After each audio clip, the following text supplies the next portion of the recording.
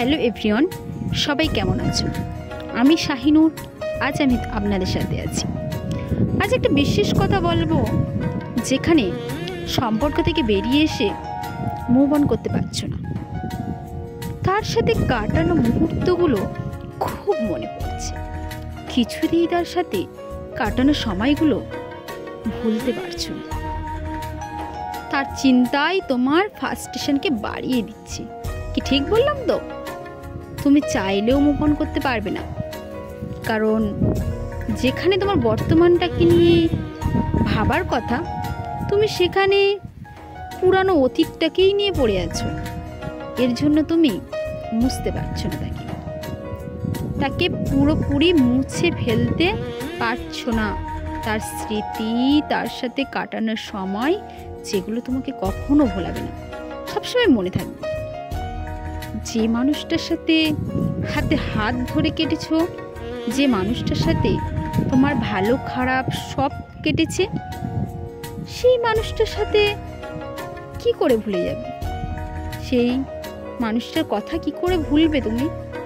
মনের সব কথা বলেছো, এক কথায় যার সাথে সব করেছো। এই মুহূর্তগুলিকে কখনো ফেলে যাওয়া যায় না। তাই বলি, এইগুলো নিয়ে বেশি চিন্তা করো না, ঠিক আছে? তুমি যদি এই ইমোশনগুলিকে নিয়ে চলো, তো তাতে অনেক ভালো থাকবে। যত ভাববে ভুলে যাব, কিন্তু তাতে তাকে বেশি করে মনে পড়বে, তাকে কখনো ভুলে যেতে পারবে না।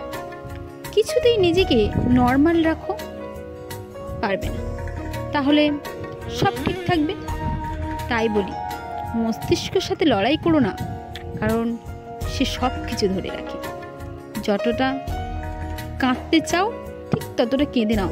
যতটা কষ্ট আছে মন থেকে, সব দূর করে নাও। নিজেকে এটা বোঝাও যে সবাই জীবনে থাকতে আসে না, কেউ না থাকলেও সহজে বাঁচা যায়।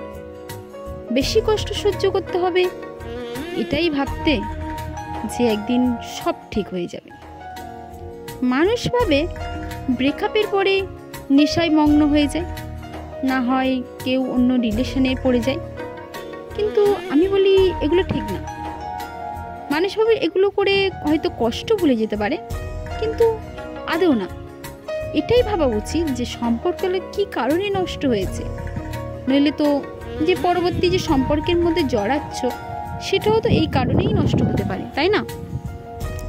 তাই এই একই কারণে নতুন সম্পর্কে অসুবিধা হয়। তাই এগুলো না করে একা থাকো আর ভবিষ্যতের কথা ভাবতে থাকো।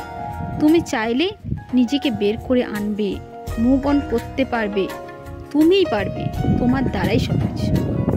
সো ফ্রেন্ডস, আমি শাহিনুর ছিলাম। আজ আপনাদের গল্পটা কেমন লাগলো